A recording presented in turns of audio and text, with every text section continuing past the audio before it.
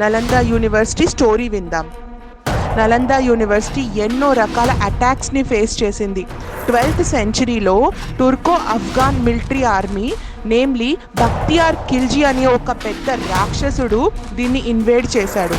ఈ యూనివర్సిటీలో ఉన్న బుక్స్ నన్ని కాల్చేశాడు. ఈ నాలెడ్జ్ నన్ని ఎండ్ చేయడానికి ట్రై చేశాడు, కానీ ఫెయిల్ అయ్యాడు. బక్తియార్ ఖిల్జీ హిస్టరీ ఏంటో, అసలు ఈ స్టోరీ ఎలా మొదలైందో విందాం. బక్తియార్ ఖిల్జీకి ఒకరోజు హెల్త్ బాగాలేదు. తను చాలా స్ట్రగుల్ అయ్యాడు. అక్కడున్న వాళ్ళ యూనివర్సిటీలో, ఆ ముస్లిం యూనివర్సిటీలో ఎవరెవరు వైద్యులు ఉంటారో వాళ్ళందరి ద్వారా క్యూర్ చేసుకోవడానికి ట్రై చేశాడు, కానీ తన హెల్త్ ఇష్యూ క్యూర్ అవ్వట్లేదు. ఖిల్జీకి హిందూస్ అంటే అస్సలు నచ్చేవాళ్ళు కాదు. వాళ్ళని కాఫిర్లు అని పిలిచేవాడు. ఖిల్జీకి అసలు ఒక హిందూతోని ట్రీట్మెంట్ చేయించుకోవడం కంటే చచ్చిపోవడం బెటర్ అని ఆలోచన ఉండేది. కానీ తను హెల్త్ డిటోరియేట్ అవుతున్న కొద్దీ జనాల ప్రెషర్ వల్ల వాళ్ళు నలంద యూనివర్సిటీ నుంచి ఒక పర్సన్ని ట్రీట్మెంట్ కోసం పిలిపించారు ఖిల్జీ మ్యాన్షన్కి.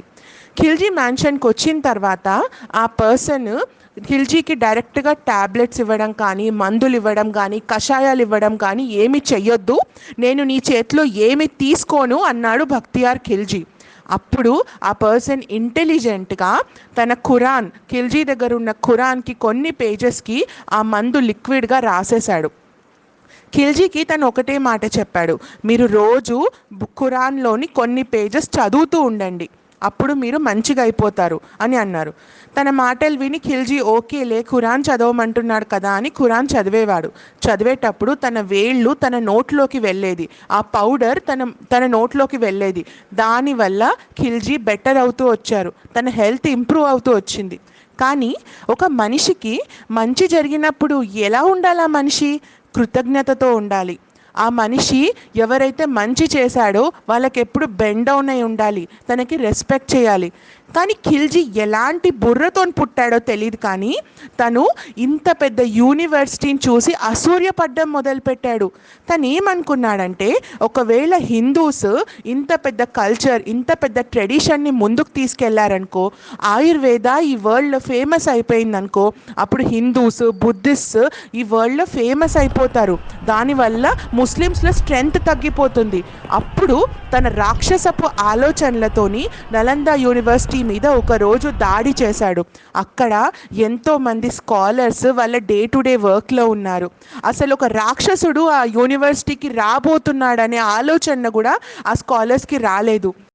వాళ్ళని ఈ ఖిల్జీ బతుకున్నప్పుడే నిప్పు పెట్టి కాల్చేశాడు, కత్తితో పొడిచి చంపేశాడు, ముక్కలు ముక్కలుగా నరికేశాడు, అక్కడున్న బుక్స్ని కాల్చేశాడు. మీరు నమ్ముతారా? 90 lakh బుక్స్ కాలడానికి 30 రోజుల కంటే ఎక్కువ పట్టింది. ఆ రోజు 30 రోజుల తర్వాత కూడా ఇంకా ఫైర్ ఆ యూనివర్సిటీలో కంటిన్యూ అయింది అని చెప్పేసి ఎన్నో రకాల లిటరేచర్స్లో రాసుంది. ఇంత అసహ్యంగా ప్రవర్తించడానికి బక్తియార్ ఖిల్జీకి అసలు ఏ రకమైన సిగ్గు అనిపించలేదు. మీరు నమ్ముతారో లేదో, బీహార్లో ఇప్పటికీ ఒక కాలనీ పేరు ఖిల్జీ పేరు మీద పెట్టబడి ఉంది. I don't know how people allow these kind of atrocities. కల్చర్ని, ట్రెడిషన్ని, నాలెడ్జ్ని ఎవరైతే ఇన్సల్ట్ చేస్తారు కదా, వాళ్ళ ఫ్యామిలీ, వాళ్ళ హెరిటేజ్, వాళ్ళ నేమ్ అంతా ఈ వరల్డ్లో నాశనం అయిపోతుంది. రిలీజన్కి, నాలెడ్జ్కి ఎలాంటి సంబంధం లేదు. రిలీజన్ మనకి కల్చర్తో ఉండడం నేర్పిస్తుంది. నాలెడ్జ్ మనని మనం ఎట్లా మంచి మనుషులుగా మార్చుకోగలుగుతామనే వ్యక్తిత్వం నేర్పిస్తుంది. రెండు ఇంటర్ రిలేటెడ్ టాపిక్స్, కానీ రెండిటికి రెండు శత్రువులు కాదు. ఈరోజు బీహార్లో నలంద యూనివర్సిటీ మళ్ళీ పుట్టింది. అక్కడ రకరకాల కంట్రీస్ నుంచి స్కాలర్స్ వచ్చి చదువుకొని రీసెర్చ్ చేస్తున్నారు. నలందకున్నే పూర్వ ఆ వైభవం అంతా తిరిగి రావాలని నేను కోరుకుంటున్నాను. ఈరోజు నలంద యూనివర్సిటీ స్థాపించి అబ్దుల్ కలాం గారి కోరిక తీర్చారు నరేంద్ర మోదీ గారు. Really hats off to him. తనలాంటి విజనరీ లీడర్ ఒక డిఫరెంట్ థింకింగ్తోని స్టేట్ని, కంట్రీని నడిపిస్తున్నారు. అలాంటి ఆలోచనలతోని మన ఫ్యూచర్ జనరేషన్ ఉండాలి. ఫ్రెండ్స్, ముందుకెళ్లే ముందు ప్లీజ్ ఆ సబ్స్క్రైబ్ బటన్ని ప్రెస్ చేయడం మాత్రం మర్చిపోవద్దు. మీరు సబ్స్క్రైబ్ చేయడం వల్ల, మీకు మా కంటెంట్ నచ్చితే లైక్ చేయడం వల్ల మీ మెసేజెస్ మా దాకా చేరుకుంటాయి అండ్ మా వీడియోస్ మీకు టైంకి రీచ్ అవుతాయి. అండ్ ఫ్రెండ్స్, ఈ వీడియో చాలా ఇంట్రెస్టింగ్గా, నాలెడ్జబుల్గా ఉండబోతుంది. ప్లీజ్ ఓపిక్గా వినండి. Thank you. మీరు ప్రెజెంట్ని పాస్ట్గా మారడం ఎన్నోసార్లు చూసుంటారు. అలానే ఫ్యూచర్ని ప్రెజెంట్గా మారడం కూడా చూసుంటారు. కానీ ఎప్పుడైనా పాస్ట్ని మళ్ళీ పుట్టి ప్రెజెంట్గా మారడం చూసారా? అలాంటి ఎగ్జాంపుల్స్ ఈ వరల్డ్లో చాలా తక్కువ ఉన్నాయి. దాంట్లో ఒక example revival of Nalanda university. Nalanda university just ఒక పేరు కాదు, అది నాలెడ్జ్ కోసము, తన హిస్టరీ కోసము, తన కల్చర్ కోసము చాలా ఫేమస్. ఈ వరల్డ్లోనే మోస్ట్ ఓల్డెస్ట్ యూనివర్సిటీ అది. అలాంటి యూనివర్సిటీని బక్తియార్ ఖిల్జీ అనే ఒక రాక్షసుడు కాల్చి కూల్చి వేశాడు. ఆ యూనివర్సిటీ జస్ట్ కాలడానికి 30 రోజులు పట్టిందంటే మీరు నమ్ముతారా? కానీ ఒక మనిషి చేసిన తప్పు వల్ల లక్షల కోట్ల బుక్స్ కాలిపోయాయి. ఇప్పుడు నరేంద్ర మోదీ గారు అబ్దుల్ కలాం గారి కోరిక మీదకి లాంచ్ అయిన బిల్ మీద ఇప్పుడు నలంద యూనివర్సిటీని మళ్ళీ రివైవ్ చేస్తున్నారు. మళ్ళీ యూనివర్సిటీని ఇనాగరేట్ చేశారు. ఎస్, ఆ యూనివర్సిటీలో కాలిపోయిన బుక్స్ మళ్ళీ రావు. ఆ యూనివర్సిటీలో చనిపోయిన మనుషులు మళ్ళీ తిరిగి రావు. కానీ ఆ యూనివర్సిటీనే ఒక రోల్ మోడల్. అసలు ఎడ్యుకేషన్ అనే కాన్సెప్టే స్టార్ట్ అయిన ప్లేస్ ఆ యూనివర్సిటీ. రీసెంట్గా ప్రైమ్ మినిస్టర్ నరేంద్ర మోదీ గారు వెనస్డే రోజు నలంద యూనివర్సిటీని ఇనాగరేట్ చేశారు. దీన్ని గోల్డెన్ ఏజ్ ఆఫ్ ఇండియా అంతని అంటున్నారు. ఈ క్యాంపస్ ఇనాగరేషన్ తర్వాత నలంద యూనివర్సిటీ రాజ్గిర్ బ్రిడ్జ్ మీద తను మాట్లాడిన మాటలు ప్రతి ఒక్క మనిషి కళ్ళల్లో నీరు తీసుకొచ్చాయి. అసలు ఇంత పెద్ద యూనివర్సిటీ ఇలా నాశనం అవ్వడానికి కారణం ఉన్న మనుషుల మీద మనసుల్లో కోపం తీసుకొచ్చాయి.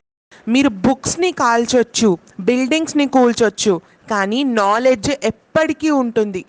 రివైవల్ ఆఫ్ నలంద ఇండియాని, ఏషియాని ఒక గ్లోబల్ డెవలప్మెంట్ సైడ్ మూవ్ చేస్తుంది. ప్రైమ్ మినిస్టర్ నరేంద్ర మోదీ గారు నలందాని జస్ట్ ఇండియాకి కనెక్ట్ చేయలేదు.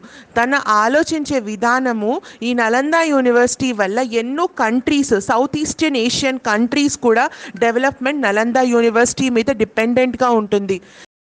మన పాస్ట్లో ఉన్న మన గౌరవాన్ని మన ఫ్యూచర్కి కనెక్ట్ చేసే ఒక బ్రిడ్జ్ నలంద యూనివర్సిటీ. దీంట్లో పార్ట్నర్ కంట్రీస్ ఎన్నో ఉన్నాయి. నలంద యూనివర్సిటీ స్థాపించడానికి ఎన్నో కంట్రీస్ ఇండియాతో పాటు కలిసి కూడా పనిచేశాయి. దీన్ని ఒక సెంటర్ ఆఫ్ ఎడ్యుకేషన్ అండ్ నాలెడ్జ్గా కన్వర్ట్ చేయడం.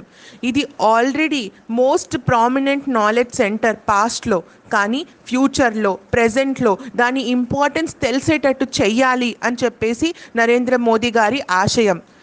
ఇండియా ఎప్పుడు కూడా సస్టైనబిలిటీ మోడల్ మీద తన వ్యక్తిత్వం నిలబెట్టుకొని ఉంది ఇన్నేళ్ల వరకు. మనం ప్రోగ్రెస్ అయినా మనం ఎప్పుడు కూడా ఎన్వైరన్మెంట్తో పాటు కలిసి నడిచాం, అంతేగాని మన డెవలప్మెంట్ వల్ల ఎన్వైరన్మెంట్ని హార్మ్ చేయలేదు. Nalanda university first ever campus in India. ఈ యూనివర్సిటీ నెట్ జీరో ఎనర్జీ మీద నడుస్తుంది. అంటే ఏంటి? ఇక్కడ నెట్ జీరో ఎమిషన్స్ అవుతాయి, నెట్ జీరో వేస్ట్ అవుతుంది. ఈ idea be your own light అనే కాన్సెప్ట్ మీద బేస్ అయి ఉంది. నలంద యూనివర్సిటీలో 2 అకాడమిక్ బ్లాక్స్ ఉన్నాయి. దీంట్లో 40 క్లాస్ రూమ్స్ ఉన్నాయి. Total seating capacity of 1900 students. 2 పెద్ద ఆడిటోరియంస్ ఉన్నాయి. దాంట్లో 300 మంది ఒకటేసారి కూర్చోవచ్చు. స్టూడెంట్ హాస్టల్ ఫెసిలిటీ ఉంది విత్ కెపాసిటీ ఆఫ్ 550 స్టూడెంట్స్. ఇవే కాకుండా ఇక్కడ ఎన్నో రకాల అడ్వాన్స్డ్ ఫెసిలిటీస్ ఉన్నాయి. ఇంటర్నేషనల్ సెంటర్స్ ఉన్నాయి, యాంఫీ థియేటర్స్ ఉన్నాయి. దేంట్లో అయితే 2000 ఇండివిజువల్స్ వరకు ఉండగలుగుతారు. ఒక ఫ్యాకల్టీ క్లబ్ ఉంది, స్పోర్ట్స్ కాంప్లెక్స్ ఉంది. అదే కాకుండా లోకల్, ఇంటర్నేషనల్ స్టూడెంట్స్ వచ్చేసి ఇక్కడ రీసెర్చ్ చేయడానికి వాళ్ళకి ఫెసిలిటీస్ ప్రొవైడ్ చేస్తున్నారు.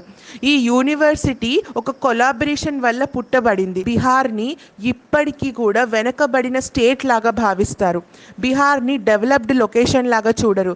కానీ మీరు నమ్ముతారా? Most knowledged professionals are there from Nalanda university in Bihar. ఈరోజు బీహార్ డెవలప్మెంట్కి నలంద యూనివర్సిటీ రీఓపెనింగ్ ఒక నాందిలాగా పలుకుతుంది.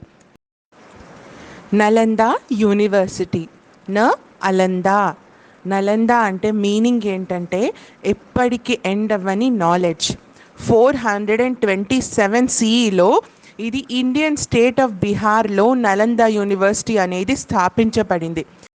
లాంగ్ బిఫోర్ మనకి Oxford university, Harvard university, Bologna university ఇవన్నీ స్థాపించే ముందే నలంద యూనివర్సిటీ ఎన్నెన్నో కంట్రీస్ నుంచి స్కాలర్స్ నుంచి ఇక్కడ ఇన్వైట్ చేసింది. ఇక్కడ ఏషియా నుంచి, యూరోప్ నుంచి, ఎన్నెన్నో కంట్రీస్ నుంచి ఇక్కడికి ఎంతోమంది స్కాలర్స్ వచ్చి వాళ్ళ రీసెర్చ్ వర్క్ చేశారు. నలంద యూనివర్సిటీలో అరౌండ్ 9 మిలియన్ బుక్స్ ఉండేది according to the record, and ఇంకెన్నో ఎవరికి తెలియనివి. ఈ యూనివర్సిటీ గురించి ఎంత మాట్లాడినా తప్పే. మన ఇండియన్ కల్చర్ పరంగా మన కాళ్ళ కింద ఒక చిన్న పేపర్ పడినా, ఒక బుక్ మన దారిలో ఉన్నా మనం దాన్ని మొక్కుకొని పైకి పెడతాం. మనం సరస్వతి మాతని పూజ చేస్తాం. ఎందుకంటే మనం నాలెడ్జ్కి అంత రెస్పెక్ట్ ఇస్తాం కాబట్టి.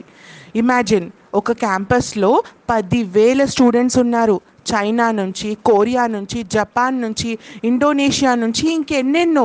వీళ్ళందరూ నలంద యూనివర్సిటీకి మెడిసిన్ చదువుకోవడానికి, మ్యాథ్స్ చదువుకోవడానికి, లాజికల్ ఎక్స్ప్లెనేషన్స్ తీసుకోవడానికి, స్పిరిచువాలిటీ గురించి నేర్చుకోవడానికి, బుద్ధిస్ట్ ఫిలాసఫీ గురించి తెలుసుకోవడానికి ఇక్కడ ఎందెందరో స్కాలర్స్ వచ్చేవారు. We all have come from Nalanda అని. అంటే బుద్ధిస్ట్ నాలెడ్జ్ అంతా నలంద నుంచే పుట్టింది అని చెప్పి నమ్మేవారు దలై లామా గారు. ఈ యూనివర్సిటీ మ్యాథమెటిక్స్కి, ఆస్ట్రానమీకి గ్రౌండ్ బ్రేకింగ్ కాంట్రిబ్యూషన్స్ చేసింది.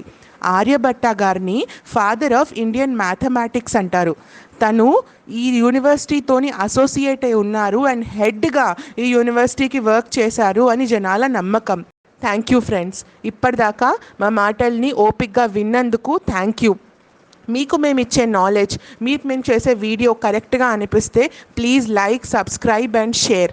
మీరు సబ్స్క్రైబ్ చేయడం వల్ల, లైక్ చేయడం వల్ల మేము మా జర్నీ ఇంకా బెటర్గా ముందు తీసుకెళ్ళగలుగుతాం. జై భారత్, జై హింద్.